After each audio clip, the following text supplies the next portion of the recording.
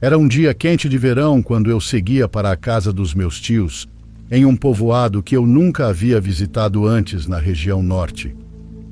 Eu havia decidido viajar sozinha e aproveitar o caminho, mas ao chegar à entrada do vilarejo, o pneu do meu carro furou. Felizmente não foi nada brusco e consegui encostar a tempo. Isso não foi uma grande surpresa. Eu sempre me preparei para esse tipo de situação, então sei como trocar um pneu. No entanto, eu tenho apenas 1,50 m de altura e sou bem pequena, então levantar o carro e fazer todo o trabalho sozinha não é uma tarefa fácil. Arregacei a blusa, tirei o estepe do porta-malas e comecei a soltar as porcas, quando de repente ouvi uma voz que me fez erguer a cabeça. Ao meu lado estava um homem idoso que havia chegado sem fazer barulho algum. Ele simplesmente apareceu do nada e me perguntou se eu precisava de ajuda. Ele tinha para lá dos 70 anos, cabelos brancos e rugas profundas no rosto. Não sou de confiar em estranhos, mas havia algo em sua presença que me fez sentir que eu podia ficar tranquila com ele ali. Mesmo assim, num primeiro momento, recusei a ajuda, garantindo que conseguiria fazer sozinha. Não sou sem educação, então agradeci por ele ter se oferecido a ficar comigo. Não era que eu quisesse realmente fazer tudo sozinha, mas me senti um pouco desconfortável com a ideia de deixar um homem tão idoso me ajudar. Porém, como se tivesse lido minha mente, ele disse para eu não me preocupar com a idade dele, pois havia trabalhado no campo a vida inteira e trocar um pneu não era nada para ele. Acabei aceitando, um pouco envergonhada, e dei espaço para que ele pudesse ajudar. Agachada, levantei o carro com o macaco para começar a colocar a roda, mas quando olhei para o lado, fiquei surpresa. O homem, por mais velho que aparentasse, estava trocando o pneu a uma velocidade impressionante. Em questão de segundos, ele já havia colocado o pneu novo, apertado as porcas e terminado todo o trabalho. Eu não sabia se estava dodói da cabeça ou se ele realmente tinha feito tudo aquilo tão rápido. Agradeci com um sorriso, quase sem palavras pela rapidez, mas ele apenas disse com tranquilidade que não era nada. Me ajoelhei novamente e em poucos segundos baixei o carro até o chão. Quando me virei para agradecê-lo outra vez, aquele senhor já não estava mais onde eu o havia deixado. Olhei ao meu redor, mas não havia nenhum sinal dele. O local onde eu estava era amplo, sem nenhum lugar óbvio onde ele pudesse ter se escondido. Olhei para frente, conferi novamente o carro, dei voltas ao redor dele e até olhei dentro do porta-malas e debaixo do veículo. Porém, daquele senhor gentil que havia me ajudado a trocar o pneu, não havia absolutamente nenhum rastro. À medida que os segundos passavam e eu não o encontrava, senti um nó no estômago. Não conseguia encontrar uma explicação lógica para o que estava acontecendo, pois não havia como ele simplesmente ter desaparecido. Eu também não o tinha imaginado, já que havia olhado para ele e conversado com ele instantes antes, mas agora ele simplesmente não estava mais ali. Entrei no carro e, com a mente girando em torno do que havia acontecido, dei partida e segui caminho até a casa dos meus tios. O que ficou claro para mim é que, embora minha mente tentasse encontrar uma explicação racional, a rapidez com que aquele homem apareceu e desapareceu me deu a sensação de que não havia sido apenas uma coincidência. Algo me dizia que aquele bom senhor que me ajudou não era apenas um idoso comum, mas talvez um espírito que surgiu para me ajudar naquele momento. Até hoje fico me perguntando se realmente foi um homem que, de alguma forma, conseguiu se esconder sem que eu o encontrasse, ou se aquilo foi de fato uma entidade que apareceu para me ajudar. Acho que nunca vou saber.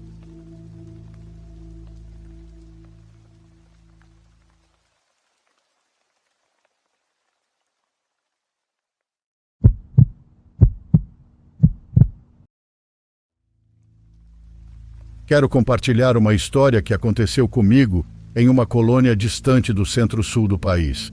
Mas antes preciso dar um pouco de contexto. Minha família sempre teve laços muito fortes com a igreja e quando eu era pequeno estudava em uma escola católica. Tudo isso acabou me levando a me tornar coroinha, função que exerci até completar 15 anos. Essa é a idade em que me tornei acólito da minha paróquia, mas essa já é outra história. A verdade é que eu sempre gostei muito do meu papel na igreja, até porque meus pais nunca me impuseram nada. À medida que fui me conectando com a minha fé e desenvolvendo meus próprios critérios sobre ela, passei a me sentir cada vez mais à vontade. No entanto, essa conexão também acabou me levando a viver uma experiência estranha, algo que até hoje não consigo explicar de forma lógica. Era junho de 2002 e eu tinha 14 anos. Meus pais, meu irmão e eu acabávamos de chegar à casa dos meus avós para passar algumas semanas na colônia onde meu pai cresceu. Estávamos muito animados com a ideia de respirar ar puro, ir à piscina e passar mais tempo com eles. Minha avó, em especial, gostava muito do fato de eu ser coroinha, e em um dia qualquer, quando eu não estava na piscina nem passando tempo com meus primos, pediu permissão à minha mãe para me levar até a igreja e me apresentar ao padre. Ele acabou sendo um senhor muito simpático e me garantiu que tanto eu quanto minha avó seríamos sempre bem-vindos em qualquer atividade da paróquia. Acontece que meus primos e eu não ficávamos apenas em casa.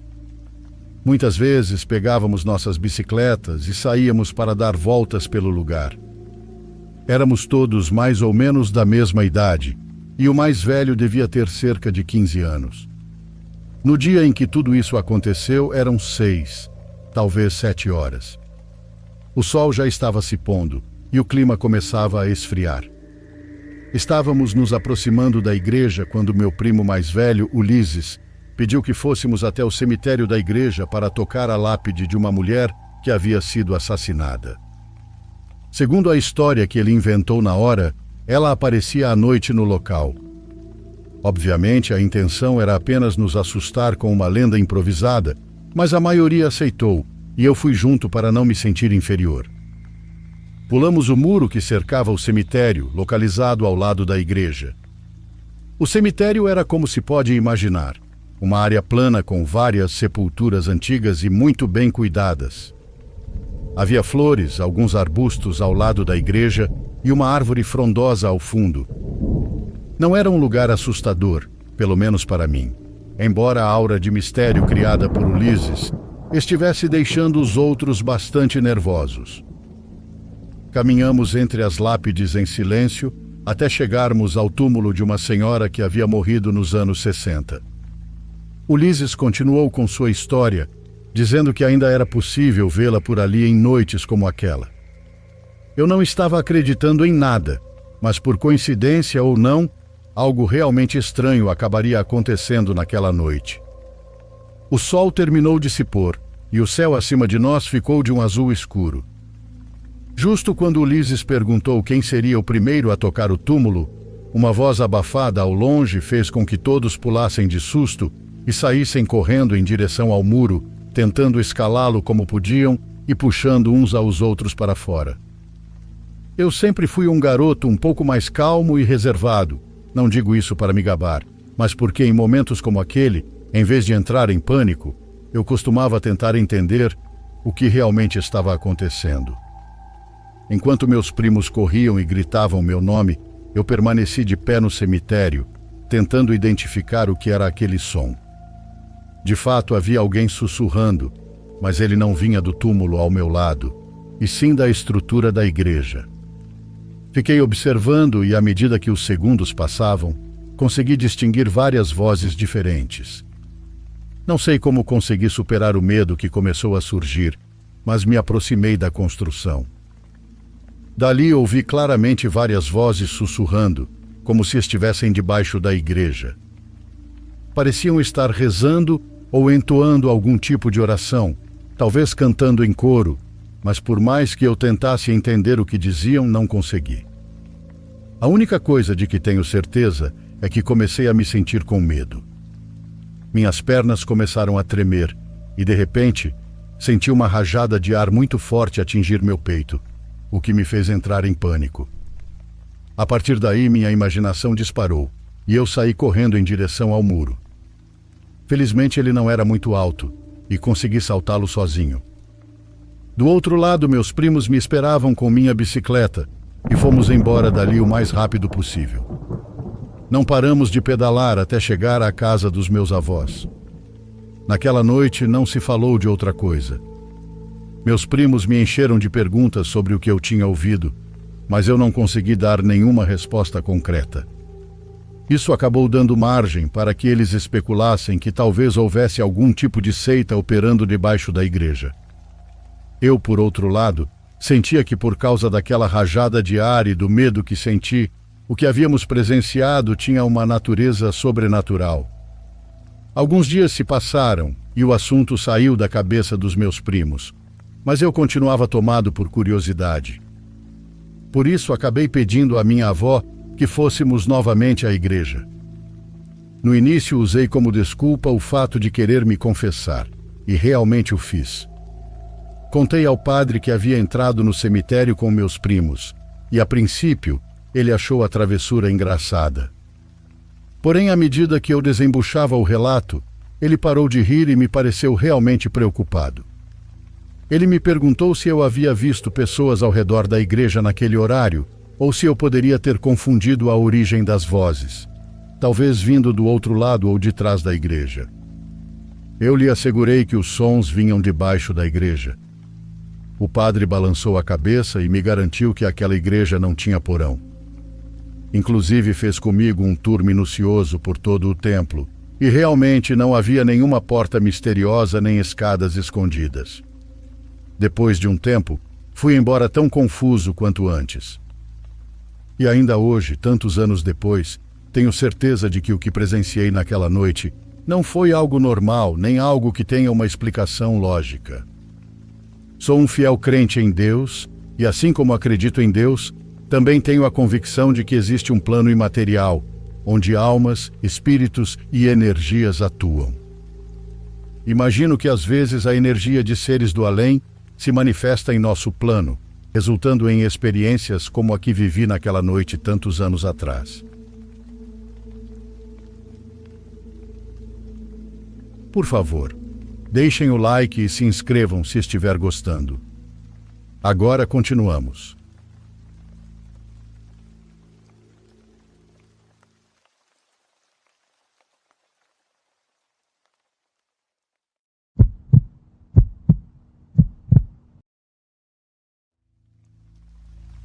Essas são as experiências que vivi durante meu curtíssimo período, trabalhando como vigia noturno em um antigo cemitério histórico. Já compartilhei partes dessas histórias antes, mas desta vez estou organizando tudo em um único relato, incluindo as atualizações. Eu trabalhava no turno da tarde até a meia-noite. O cemitério oficialmente fechava ao público às 18 horas, mas o processo de esvaziamento começava antes disso. Por volta das 17h30, eu trancava o portão principal e, em seguida, dirigia lentamente pelos terrenos para avisar quaisquer visitantes remanescentes de que estávamos prestes a fechar. A rotina era sempre a mesma. Pedir para as pessoas começarem a se dirigir à saída, fazê-las se alinhar em frente ao portão principal já trancado, concluir a varredura completa do local e então destrancar os portões para que todos saíssem de uma vez. Assim que o último carro deixava o local, eu trancava o portão novamente e o cemitério passava a ser só meu pelo resto da noite. Certa noite, durante minha última volta antes do fechamento, vi uma senhora idosa caminhando lentamente pela calçada que passava ao lado de um dos mausoléus. Esse mausoléu era enorme. Ele tinha centenas de metros de comprimento, cerca de 6 metros de altura e era completamente sólido de ponta a ponta, sem portas ou frestas. A estrada corria paralela à calçada, então parei o carro atrás dela para avisar que o cemitério estava fechando. Saí do carro e, por um breve instante, tirei os olhos dela enquanto fechava a porta. Quando voltei a olhar, ela havia desaparecido. No primeiro momento não pensei em algo sobrenatural, só presumi que de alguma forma eu havia perdido ela de vista. Mas a calçada estava completamente vazia. A estrada também. Corri para o outro lado do mausoléu, imaginando que talvez ela tivesse contornado por trás, mas não havia ninguém ali. Em frente ao mausoléu havia um amplo campo aberto de túmulos, fileira após fileira, todos claramente visíveis. Examinei cada centímetro do local e não vi uma única pessoa. Concluí minha ronda o mais rápido que consegui e passei o resto da noite sentado no carro, estacionado em uma área bem iluminada próxima ao escritório. Eu sei o que vi. Não foi um truque de luz e eu não estava cansado. Vi uma pessoa totalmente visível desaparecer no ar. Naquela época, minha namorada, hoje minha esposa, costumava passar lá por volta das 20 horas para me levar o jantar, já que eu não podia realmente sair do cemitério. Eu nunca contei a ela sobre as coisas estranhas que vinha vivenciando, porque não queria assustá-la. Certa noite, enquanto eu caminhava de volta ao carro dela, vi quando ela, de repente, levou a mão ao rabo de cavalo e olhou ao redor com uma expressão confusa. Perguntei o que havia acontecido e ela tentou minimizar, dizendo que devia ter prendido o cabelo em um galho de árvore. Eu apontei que o galho mais próximo estava a pelo menos 7 metros de distância. Não havia como aquilo ter acontecido. O rosto dela ficou completamente pálido. Foi então que ela me contou o que realmente sentiu. Foi como se alguém tivesse passado a mão pelo cabelo dela por trás e, em seguida, puxado seu rabo de cavalo. Ela foi embora logo depois disso e nunca mais voltou para me levar jantar. O motivo de eu ter sido contratado, em primeiro lugar, era porque o cemitério vinha enfrentando invasões, roubos de túmulos e até relatos de pessoas entrando à noite para realizar rituais satânicos. Eu tinha 21 anos e fazia aquilo como um trabalho extra, armado apenas com um carro e um leitor de códigos de barras. O scanner existia para que eu patrulhasse o cemitério a cada hora ou algo assim, escaneando códigos previamente instalados pelo terreno, como prova de que eu realmente estava fazendo minhas rondas. O cemitério em si era enorme, dividido em 3 seções principais. A área dos túmulos mais recentes, a parte histórica e uma seção separada onde estavam enterradas celebridades e figuras conhecidas. Tentei fazer a patrulha completa exatamente uma vez. Estava um breu total. Sem postes de luz, sem iluminação ambiente, apenas os faróis do meu carro cortando a escuridão. Ao contornar uma estrada longa e curva, meus faróis iluminaram algo atravessando o caminho a cerca de 3 metros à minha frente.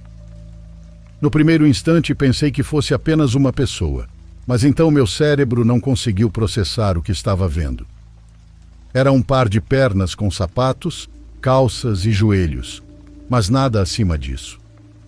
Nenhum tronco, nenhuma parte superior do corpo, apenas pernas caminhando calmamente pela estrada. Parei imediatamente e fiquei observando enquanto terminavam de atravessar. Em seguida, engatei a marcha a ré. Fiz a manobra mais longa e desesperada da minha vida e dirigi direto de volta ao estacionamento. Nunca mais fiz uma patrulha completa. Acabei quebrando o leitor de códigos de barras, assim não poderiam me obrigar a repetir aquela experiência. Havia outras coisas menores também. Ruídos estranhos ecoando pelo cemitério muito depois de todos terem ido embora, luzes flutuando entre as lápides e sons de animais que eu não conseguia identificar, mesmo tendo crescido cercado por vida selvagem. Nenhuma dessas experiências foi tão dramática quanto as anteriores, mas todas contribuíam para a sensação constante de que eu não estava sozinho ali. Com o tempo, as coisas escalaram de uma forma diferente. O funcionário do turno diurno, chamado Bruno, trabalhava das 8 às 16. Desde o início, ele era um sujeito sujo e desagradável. Parte do nosso trabalho era remover objetos pessoais deixados nos túmulos, o que incluía brinquedos, cartões, flores e enfeites. Eu odiava essa política e me recusava a aplicá-la. Não conseguia tirar o brinquedo de uma criança de um túmulo e jogá-lo fora. Bruno, por outro lado, tratava o cemitério como uma loja de usados. Qualquer coisa que ele achasse ter valor, levava para casa em vez de entregar ou descartar corretamente. Com o tempo, o comportamento dele piorou. Começou a ficar horas após o fim do turno, vagando sozinho pelo cemitério e bebendo pesadamente. Tornou-se mais distante, como se algo estivesse corroendo ele por dentro. Então, um dia, ele simplesmente parou de aparecer. Quando perguntei ao meu chefe sobre ele, me disseram que Bruno havia simplesmente desaparecido do trabalho e nunca mais foi visto ou ouvido novamente. Não pude deixar de pensar se levar tantos objetos pessoais, coisas que não lhe pertenciam, não teria deixado algum tipo de marca. Depois que Bruno desapareceu, assumi o turno dele nas manhãs de sábado. Em uma dessas manhãs tranquilas, estacionei o carro atrás da antiga capela para tirar um cochilo rápido. A capela era cercada por sebes de quase 4 metros de altura, o que fazia o local parecer isolado e seguro o suficiente para descansar um pouco. Adormeci. Acordei dentro do carro completamente cercado. Todas as janelas estavam pressionadas por rostos de mortos. Homens e mulheres se espremiam ao redor do veículo, encarando através do vidro. Usavam roupas de enterro, como ternos, vestidos, todos sujos e rasgados, em diferentes estágios de decomposição. Os detalhes eram horríveis. Ninguém falava ou mexia um músculo, apenas observavam, como se eu estivesse em exibição. Então eu acordei. Eu havia sonhado, mas não parecia um sonho comum. Era real demais, vívido demais, diferente de qualquer coisa que já vivi antes ou depois. Encarei aquilo como um aviso. Quando meu turno terminou às 4 da tarde, saí do cemitério, liguei para meu chefe e pedi demissão na mesma hora. Ainda preciso visitar o cemitério ocasionalmente. Tenho 2 avós e uma tia enterrados lá. Porém, nunca fico por muito tempo e faço questão de ir embora bem antes de o sol começar a se pôr.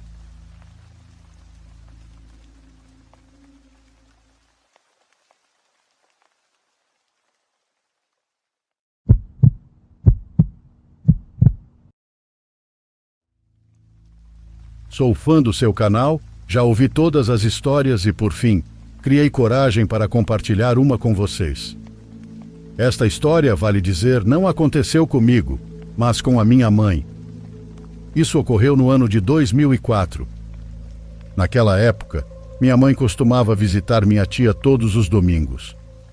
Sempre ficava até tarde e, muitas vezes, voltava sozinha para casa já de madrugada. A distância entre a casa da minha tia e a nossa era de aproximadamente 1 quilômetro, então ela precisava caminhar um bom trecho a pé. É importante esclarecer que, naquela época, as ruas daquele bairro não tinham boa iluminação. Havia poucos postes e muitos estavam danificados, de modo que grande parte do trajeto ficava no breu. O caminho era muito vazio, ainda mais aquelas horas, quando não se via ninguém na rua. No meio desse percurso, havia um chalé abandonado, cuja frente estava tomada por mato alto e árvores crescidas.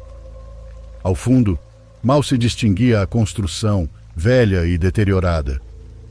Sempre foi um lugar que causava má impressão, até mesmo durante o dia. Conta minha mãe que naquela madrugada de inverno caminhava tranquilamente, embora um pouco cansada pelo horário. Ao se aproximar desse chalé, notou a silhueta de um animal escuro em frente à entrada. Chegou um pouco mais perto com dúvida e percebeu que era um burro completamente preto, mas um preto muito intenso. Ele estava parado bem diante do portão do terreno. O estranho, como se aquilo já não fosse o suficiente, é que o animal não se movia em absoluto. Não caminhava, não fazia ruído algum, nem sequer reagia à presença dela. Simplesmente estava ali, como se a estivesse observando. Minha mãe, sem alternativa, seguiu em frente, sem conseguir evitar olhar para ele de canto de olho. Aquilo lhe chamou a atenção, mas naquele momento talvez não tenha dado tanta importância. Diz que caminhou cerca de 20 metros quando então algo lhe veio à mente. Ela jamais tinha visto um burro preto naquela região, nem em lugar nenhum. Essa ideia a fez parar imediatamente. Rapidamente se virou para confirmar se realmente havia visto o que pensava ter visto. O burro havia desaparecido. Não havia rastro do animal, e o mais inquietante era que não existia maneira de ele ter saído dali sem que ela percebesse. O terreno, como eu disse, era cercado por vegetação grande, e o portão era estreito. Não se ouviu nenhum barulho, nem passos, nem sequer movimento no mato. Isso, com toda razão, a deixou muito nervosa. Tentava se convencer de que talvez tivesse se enganado. Com isso em mente, continuou caminhando, mas poucos segundos depois sentiu algo muito estranho. Foi um frio repentino percorrendo suas costas e braços. A pele se arrepiou por completo, e naquele exato momento teve a certeza de que não estava sozinha. Minha mãe sentiu claramente uma presença atrás dela. Não ouvia passos, mas sabia que algo a seguia. Era uma sensação pesada, opressiva, como se alguém a estivesse observando com más intenções. Ela sempre foi muito religiosa, então decidiu não olhar para trás. Apenas continuou andando e começou a rezar de boca fechada. Mesmo assim, a sensação não desaparecia. Pelo contrário, ficava cada vez mais forte, como se aquilo se aproximasse. Então começou a rezar em voz alta, pedindo a proteção de Deus e dos anjos. Enquanto seguia caminhando, sentia que aquela presença não tinha intenção de deixá-la ir. Estava convencida de que aquilo queria lhe fazer mal. Assim caminhou por cerca de 15 minutos que, segundo ela, pareceram horas. O medo era tão intenso que quase não conseguia respirar. Ao se aproximar de uma encruzilhada, desesperada, gritou com todas as forças pedindo ao arcanjo Miguel proteção contra as forças do mal. Quase instantaneamente, sentiu um vento muito forte passar ao seu lado, como se algo se deslocasse em grande velocidade em direção a um terreno baldio do outro lado da estrada. De imediato, a sensação de ameaça desapareceu. A partir desse momento, já não sentiu mais nada atrás de si. Ainda tremendo, continuou seu caminho, desta vez cantando hinos evangélicos até chegar em casa. Não voltou a olhar para trás sob nenhuma circunstância. Esta é, comunidade, uma das experiências que minha mãe viveu. Tenho outras mais, mas deixarei para outra ocasião. Muito obrigado por me ouvirem e espero que tenham uma excelente noite.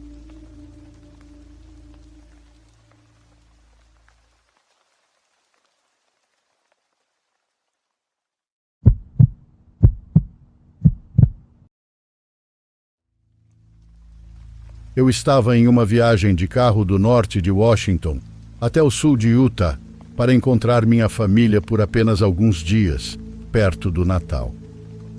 Para essa viagem, aluguei um Airbnb no meio do caminho. Não estava procurando nada especial, só precisava de um lugar para dormir. Então encontrei o lugar mais barato exatamente no ponto intermediário, em Idaho. Era meio que no meio do nada, mas estava a apenas 1 quilômetro da rodovia, então era perfeitamente conveniente para o que eu precisava. Saí pela manhã e fui me aproximando do destino conforme o sol começava a se pôr. Aquela parte de Idaho é coberta por florestas e parecia bem desabitada. Não havia muitas casas ou construções por perto, exceto, ao que tudo indicava, o próprio Airbnb. Depois de um tempo seguindo pela rodovia, o GPS do meu celular mandou eu virar em uma estradinha de terra bem estreita. Não havia luzes nem qualquer indicação de que aquele caminho sequer existia. Dirigi devagar e com cuidado por toda aquela estrada de terra até chegar à cabana. À primeira vista, ela parecia muito maior do que eu esperava. Não havia fotos da parte externa no anúncio, mas dizia que era uma cabana de apenas 1 quarto, então imaginei algo bem pequeno. Estacionei bem em frente à entrada. Toda a floresta ao redor era densa e escura. Eu conseguia ouvir pássaros e animais chamando uns aos outros enquanto a noite se aproximava. Subi até a porta e, sinceramente, quase tive um ataque cardíaco quando ela se abriu de repente. Não quis te assustar, disse um cara com uma voz exageradamente amigável e um sorriso largo demais para o meu gosto. Eu ainda estava me recuperando do susto, confuso sobre quem era aquele cara e por que ele estava ali. Ele explicou que era Charlie, o dono do Airbnb. Acho que ele percebeu que eu ainda não estava entendendo direito, porque logo disse: "Seu quarto é bem aqui." Foi aí que caiu a ficha. O Airbnb era apenas um quarto dentro da cabana, não a cabana inteira. Eu não acreditava que tinha cometido um erro desses. Eu tinha certeza de que o anúncio não dizia que era um espaço compartilhado.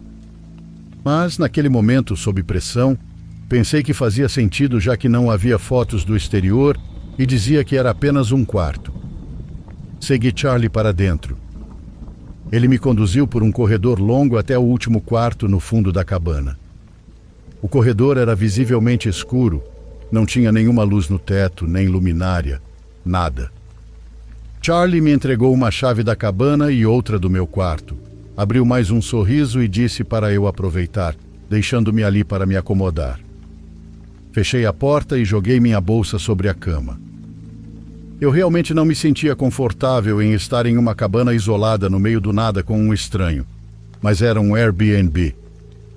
Com certeza devia ser seguro. E o único motivo de eu ter decidido ficar era porque seria apenas uma noite. Eu ia relaxar no quarto, dormir e sair logo cedo pela manhã. Tentei não pensar demais nisso. Abri minha bolsa e comecei a tirar só as poucas coisas que precisava para a noite. Alguns minutos depois, Charlie bateu na porta do quarto. Aquilo me fez pular de susto de novo, porque eu não tinha ouvido nenhum passo no corredor. Era como se ele simplesmente já estivesse ali parado. Caminhei até a porta e a abri só um pouco. O sorriso largo e vazio dele começava a parecer realmente assustador, e aquela voz exageradamente simpática só piorava tudo. Ele perguntou se eu tinha gostado do quarto. Eu disse apenas que estava ótimo, tentando ser educado e encerrar a conversa rapidamente. Ele assentiu e disse para eu chamar se precisasse de qualquer coisa. Agradeci e fechei a porta, mas dessa vez fiquei parado por alguns segundos. O cara não se mexeu por um tempo assustadoramente longo. Só depois ouvi os passos dele se afastando pelo corredor. Tranquei a porta. Havia algo naquele cara que realmente me deixava desconfortável. Eu sabia que ele podia estar apenas tentando ser gentil e um bom anfitrião, mas aquilo parecia falso, quase perturbador. Fiquei no quarto por uns 30 minutos, mexendo no celular e ouvindo atentamente os sons da cabana, só para ter certeza de que Charlie não estava fazendo nada estranho. Depois de um tempo, ouvi o som da TV ligada na sala e então me senti um pouco mais tranquilo para começar a me preparar para dormir. Coloquei o celular para carregar na mesinha, escovei os dentes e fui tomar banho. Era uma daquelas banheiras antigas com chuveiro que pareciam sinceramente nojentas. A cortina do chuveiro parecia relativamente nova, mas era daquelas meio transparentes. Liguei a água e tentei ser rápido, mas cerca de 1 minuto depois de começar o banho, ouvi um leve baque vindo de fora do quarto, como se fosse em algum ponto do corredor. Afastei o corpo da água e tentei escutar. Não ouvi mais nada, mas por uma fração de segundo achei que vi algo, como se uma sombra tivesse se movido dentro do quarto. Vi isso através da cortina embaçada e imediatamente a puxei para o lado, olhando para fora. Não vi nada. Fiquei ali parado, observando e esperando por 1 minuto. Depois terminei de me lavar rapidamente, saí do banho e me vesti. Quando voltei para o quarto, olhei instintivamente para a porta de onde eu tinha ouvido o barulho e senti o sangue sumir do meu rosto ao ver que a porta do quarto estava entreaberta. Não totalmente aberta, mas isso não importava, porque eu sabia que tinha trancado. Fiquei congelado por 1 segundo, depois corri até a porta, bati com força, fechei e tranquei novamente. Algo estava muito errado naquela cabana, e eu não me sentia seguro de forma alguma, não com Charlie abrindo portas trancadas daquele jeito. Só de pensar naquele estranho entrando no quarto com aquele sorriso assustador, enquanto eu tomava banho, já me dava arrepios. Peguei meu celular da mesinha e, enquanto tentava decidir o que fazer, abri o aplicativo do Airbnb e voltei ao anúncio. Eu queria ver se outras pessoas tinham relatado comportamentos estranhos nas avaliações. Havia apenas 3 avaliações, todas com 5 estrelas, mas relendo com atenção pareciam completamente falsas. E de forma ainda mais perturbadora, percebi que eu não tinha cometido erro nenhum.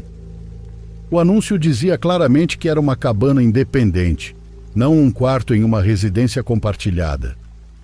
Nada fazia sentido, ou melhor, tudo fazia sentido, mas da pior forma possível. Eu precisava sair dali imediatamente.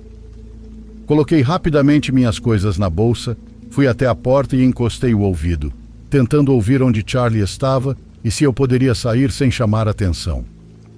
Ainda dava para ouvir a TV abafada ligada na sala, que eu sabia que ficava bem ao lado da porta da frente. Mas enquanto eu permanecia ali em silêncio, comecei a ouvir outra coisa. Algo suave, vindo de dentro do próprio quarto onde eu estava. Me virei bem devagar. Ouvi uma respiração baixa, vinda exatamente da direção do armário do quarto. Abri a porta do quarto com tudo e saí correndo dali. A sala estava vazia quando passei por ela e fui direto para o carro. Dirigi perigosamente rápido pela estrada de terra irregular até alcançar a rodovia. Depois de ligar para minha mãe em pânico, ela me convenceu a fazer um boletim de ocorrência. Eu fiz, mas vou poupar os detalhes irrelevantes, porque no fim das contas, nada aconteceu. O comportamento perturbador daquele homem não era algo que pudesse ser provado, e a única coisa pela qual ele realmente foi punido foi por anunciar a cabana de forma incorreta no Airbnb. E só para deixar tudo ainda mais estranho, Charlie nem sequer era o nome verdadeiro dele. Felizmente o anúncio foi removido por propaganda enganosa e nunca mais vi ele ser republicado.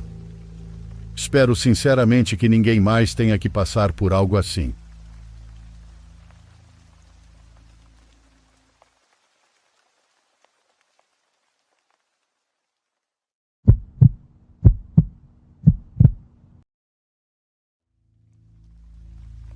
Me chamo Josué e sou da Colômbia.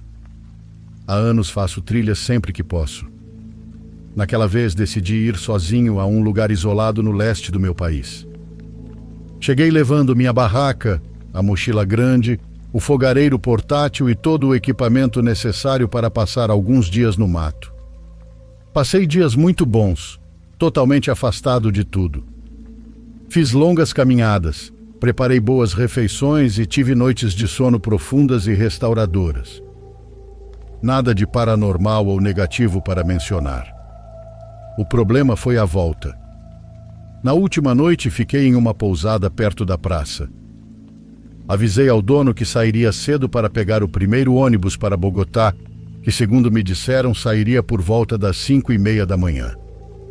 Cheguei a me perguntar por que tão cedo, mas definitivamente não queria perdê-lo, já que o próximo só sairia 2 dias depois. Acordei antes das 4 e vesti várias camadas de roupa porque fazia frio. Conferi se estava com a cédula de identidade, o dinheiro à mão e saí com a lanterna do celular ligada. As ruas daquele lugar são escuras à noite, embora pelo que pude perceber, fossem bastante seguras e transmitissem muita paz. A rodoviária ficava a algumas quadras da pousada onde passei a noite. Não era um prédio grande. Era mais um telhado de chapa sustentado por colunas metálicas, com uma bilheteria, 2 bancos de concreto e uma placa indicando as rotas e os dias de saída. Quando cheguei não havia ninguém. Nem vendedor, nem guardas, nem sequer um táxi ou ônibus. Achei estranho, mas considerando que a rodoviária era pequena, imaginei que quase não tivesse movimento. Olhei o relógio e eram 4:20 da manhã. Sentei-me em um dos bancos com a mochila entre as pernas. Tentei me convencer de que aquilo era normal e que as pessoas chegariam perto das 5. Peguei o celular e comecei a mexer nele. Acho que não fiquei nem 10 minutos sentado quando ouvi o primeiro barulho de pancada metálica no telhado. Não soou como algo caindo. Parecia mais como se alguém tivesse batido com alguma coisa em uma das vigas. Fiquei parado, olhando para o teto, e me senti estranho porque não havia árvores ao redor, nem nada que justificasse aquele impacto. Esperei que o som se repetisse a qualquer momento, mas nada aconteceu. Pensei no frio, no metal se movendo com a mudança de temperatura, ou talvez em algum parafuso que tivesse se soltado e no silêncio o barulho soara mais alto do que realmente era. Justifiquei daquela forma e voltei ao celular por um tempo. Passaram-se uns 5 minutos e dessa vez ouvi um assobio, distante, vindo da direção do mato. Só de lembrar os pelos da minha nuca se arrepiam. Foi um assobio longo, como o de alguém chamando um cachorro ou outra pessoa. O som era fraco, mas se destacava porque não havia outro ruído além dos grilos. Mesmo assim, afastei o medo e também expliquei aquilo racionalmente. Achei que alguém tinha acordado cedo para trabalhar, um camponês ou algo do tipo. Não queria admitir que àquela altura eu já estava um pouco nervoso. Mas o que realmente fez meu corpo inteiro ficar duro, até a mandíbula, foi o que aconteceu apenas 1 minuto depois de ouvir o assobio. Um suspiro atrás de mim. Não foi o vento nem nada parecido. Foi o suspiro de uma pessoa, e disso tenho absoluta certeza. Levantei-me num pulo e iluminei com o celular a parte de trás da rodoviária, pensando que poderia haver alguém ali querendo me assustar. Mas não havia ninguém. A luz da lanterna iluminava tudo até o muro, e não existia nenhum lugar onde alguém pudesse se esconder depois de ter suspirado atrás de mim. A bilheteria estava fechada e também não consegui ver a silhueta de ninguém nas proximidades. Dei alguns passos lentos, tentando não entrar em pânico. Repetia para mim mesmo que provavelmente tinha sido a minha própria respiração e que o calor repentino era só um arrepio, mas já não conseguia me sentar tranquilo. Fiquei andando de um lado para o outro, às vezes olhando para a estrada, às vezes para o mato. Sentia raiva de estar com medo de algo que não conseguia explicar e só desejava que outros passageiros chegassem logo. Na parede da rodoviária havia um relógio antigo, daqueles de ponteiro, mas ele não funcionava. Olhei para ele por instinto e foi aí que notei outra coisa. Embora os ponteiros não se movessem, eu ouvia claramente um tic-tac, como se estivesse funcionando. Aproximei-me, encostei o ouvido e o tic-tac parou. Ri, mas foi um riso nervoso. Eu já estava procurando explicações para qualquer coisa. Então veio o pior. Do outro lado da estrada, onde começava a borda do mato, vi uma pessoa.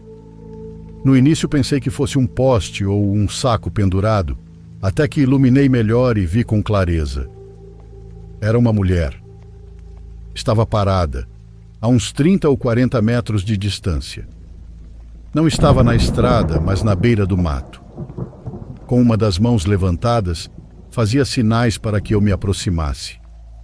Não pensei imediatamente que fosse um fantasma, mas sim em alguém querendo me assaltar ou algo do tipo.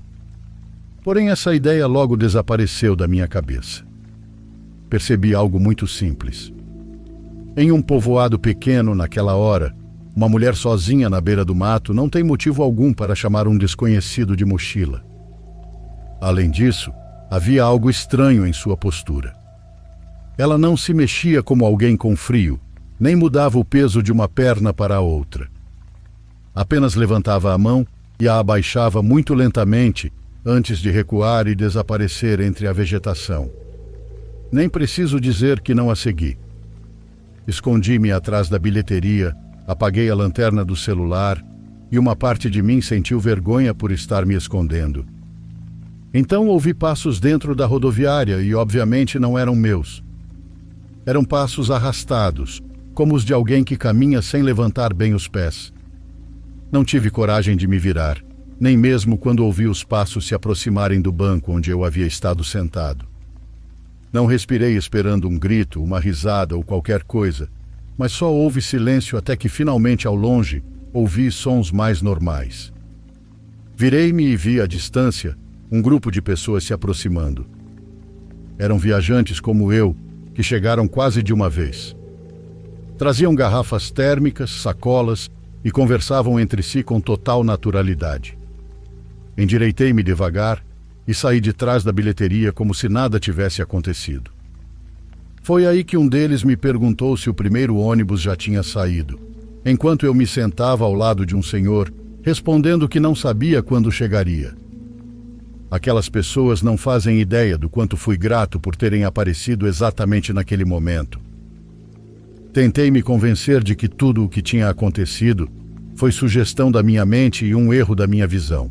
Mas isso seria me subestimar e fingir que imaginei tudo o que vi e senti durante aquele tempo. No fim, o ônibus para Bogotá saiu quase uma hora depois, com pouca gente. Subi e sentei-me mais ou menos no meio, de onde podia olhar pela janela. Sem dúvida, foi uma das viagens mais incríveis da minha vida e uma das experiências mais marcantes que já vivi.